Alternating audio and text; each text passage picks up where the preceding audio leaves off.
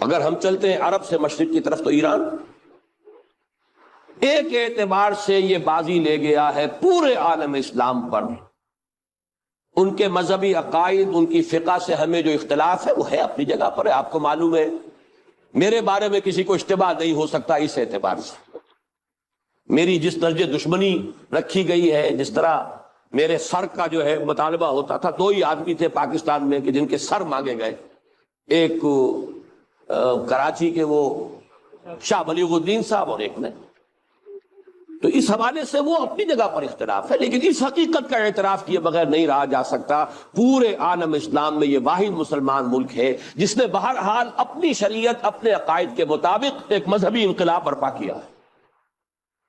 اور پورے عالم اسلام میں مذہبی سطح پر حکومت کی سطح پر فنڈامنٹلسٹ صرف ایک ملک ہے، یا دوسرا جو ہے تھوڑا سا وہ ہے سوڈان، لیکن اس کی اہمیت اس لیے نہیں کہ وہ کسی عوامی انقلاب سے نہیں بنا، بلکہ وہ تو فوجی انقلاب سے شکل بنی ہے جو بھی بنی ہے. اللہ کرے اس میں استقامت ہو، اس سے یقینی کوئی نتیجہ برآمد ہو جائے. خبریں بھی اچھی آ رہی ہیں، لیکن میں تو دنیا کا جو پرسپیکٹو ہے اس کے حوالے سے عرض کر رہا ہوں کہ اس پہلو سے ایران ان کا ٹارگٹ ہے، ٹارگٹ نمبر 1 ایک خاص اعتبار سے.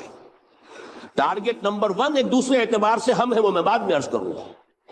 چونکہ حکومت کی سطح پر فنڈامنٹلزم ہے اور وہ آیا ہے ایک عوامی انقلاب کے نتیجے میں، پھر ان کے پاس تیل کی دولت ہے، اس کے خلاف اکنامک سینکشنز بھی ہو جائیں تو اگر لیبیا کھڑا ہو سکتا ہے تو بہرحال وہ بھی کھڑا ہو سکتا ہے.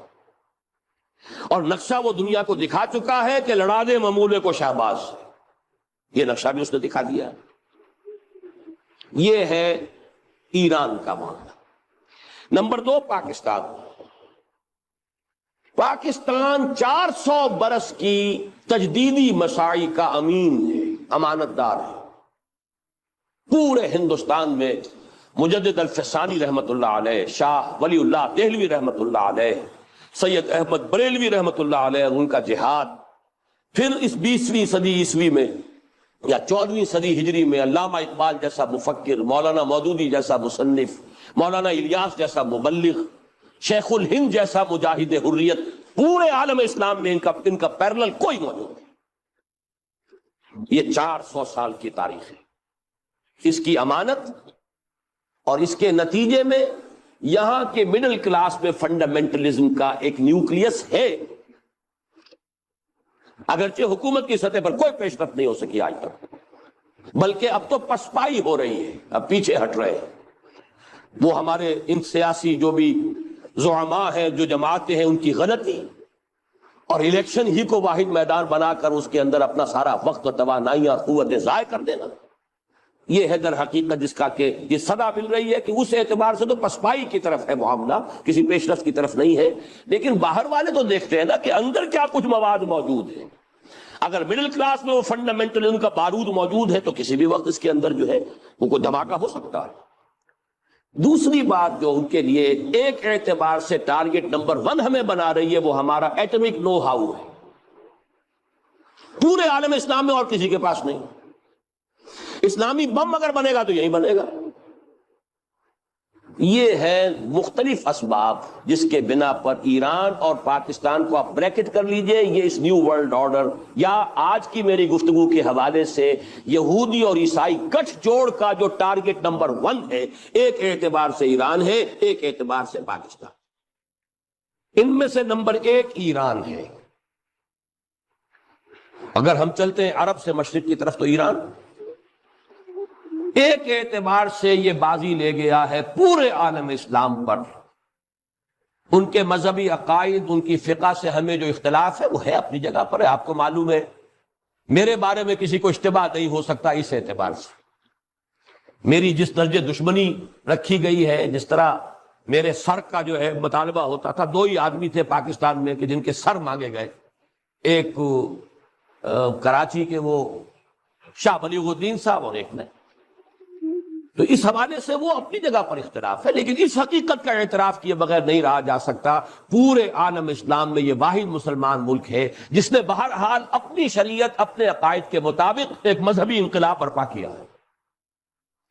اور پورے عالم اسلام میں مذہبی سطح پر حکومت کی سطح پر فنڈامنٹلسٹ صرف ایک ملک ہے، یا دوسرا جو ہے تھوڑا سا وہ ہے سوڈان، لیکن اس کی اہمیت اس لیے نہیں کہ وہ کسی عوامی انقلاب سے نہیں بنا، بلکہ وہ تو ایک فوجی انقلاب سے شکل بنی ہے جو بھی بنی ہے۔ اللہ کرے اس پہ استقامت ہو، اس سے یقینی کوئی نتیجہ برآمد ہو جائے۔ خبریں بھی اچھی آ رہی ہیں، لیکن میں تو دنیا کا جو پرسپیکٹو ہے اس کے حوالے سے عرض کر رہا ہوں کہ اس پہلو سے ایران ان کا ٹارگٹ ہے، ٹارگٹ نمبر 1 ایک خاص اعتبار سے۔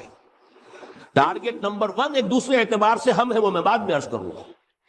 چونکہ حکومت کی سطح پر فنڈامنٹلزم ہے اور وہ آیا ہے ایک عوامی انقلاب کے نتیجے میں، پھر ان کے پاس تیل کی دولت ہے، اس کے خلاف اکنامک سینکشنز بھی ہو جائیں تو اگر لیبیا کھڑا ہو سکتا ہے تو بہرحال وہ بھی کھڑا ہو سکتا ہے، اور نقشہ وہ دنیا کو دکھا چکا ہے کہ لڑا دے ممولے کو شہباز، یہ نقشہ بھی اس نے دکھا دیا۔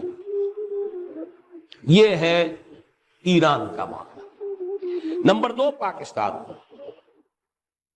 پاکستان 400 برس کی تجدیدی مساعی کا امین ہے، امانت دار ہے۔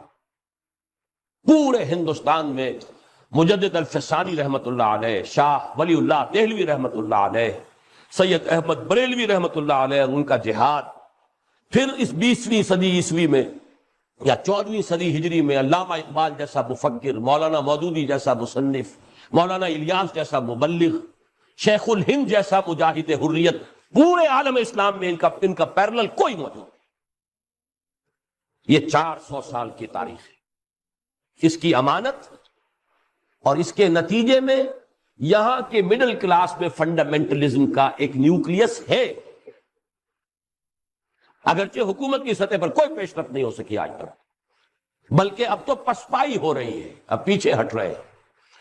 وہ ہمارے ان سیاسی جو بھی زعماء ہیں، جو جماعتیں ہیں، ان کی غلطی اور الیکشن ہی کو واحد میدان بنا کر اس کے اندر اپنا سارا وقت و توانائیاں قوتیں ضائع کر دینا، یہ ہے در حقیقت جس کا کہ یہ صدا مل رہی ہے کہ اس اعتبار سے تو پسپائی کی طرف ہے معاملہ، کسی پیش رفت کی طرف نہیں ہے۔ لیکن باہر والے تو دیکھتے ہیں نا کہ اندر کیا کچھ مواد موجود ہے۔